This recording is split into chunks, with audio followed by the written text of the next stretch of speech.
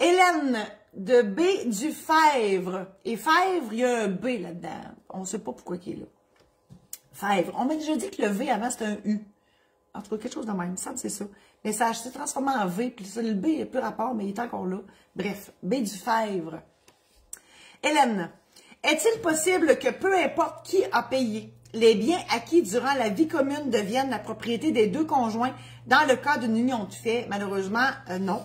C'est pas parce que vous vivez 25 ans avec une personne que ça va vous donner un droit de propriété. Ça le fait même pas, même si vous êtes marié. OK? Le mariage ne donne pas un droit de propriété parce que la communauté de biens de l'époque n'existe plus. Ça donnait un droit de propriété, mais ça n'existe plus, ce régime-là. Alors, le mariage ne donne pas un droit de propriété, ça donne un droit de créance. Donc, un des deux conjoints, défavorisé économiquement, a un droit de créance, donc il peut récupérer, il peut demander de l'argent à l'ex-conjoint, il y a tout un calcul qui est fait. Je ne rentrerai pas là-dedans aujourd'hui, mais le droit de propriété, ça va être celui qui va avoir son nom sur le contrat. Tu sais, moi, je dis souvent, les gens en union de fait, durant le temps que ça va bien, c'est là qu'il faut faire ça. Il faut faire un inventaire pour mettre l'inventaire à jour, en fait, parce que les factures, des fois, ça prend le bord assez rapidement, demandez à mon chum. Et donc, on perd les factures, on ne sait plus qui a acheté ça. Et si je vous demande le toaster, c'est à qui chez vous? Je suis sûre que vous n'en rappelez pas. Je dis toaster, mais ça peut être n'importe quel, mais moi, c'est toujours le toaster qui vient. Je sais pas pourquoi.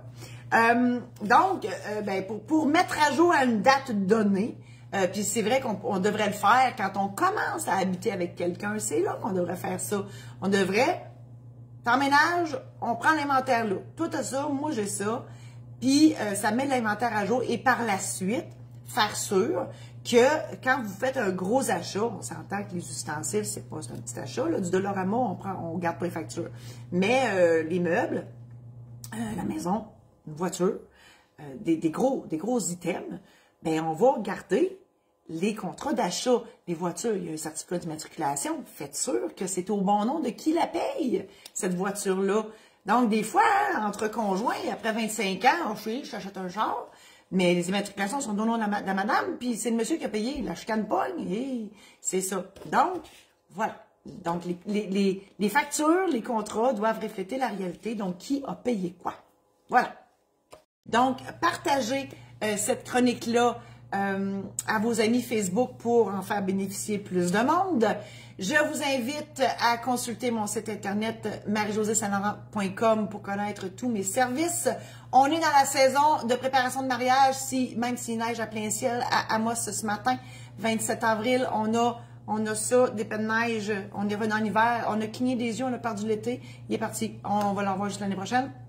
Donc, c'est la saison de préparation de mariage. Je célèbre les mariages. Mon conjoint, c'est un DJ expérimenté. Donc, je vous offre une journée de mariage plan clé en main.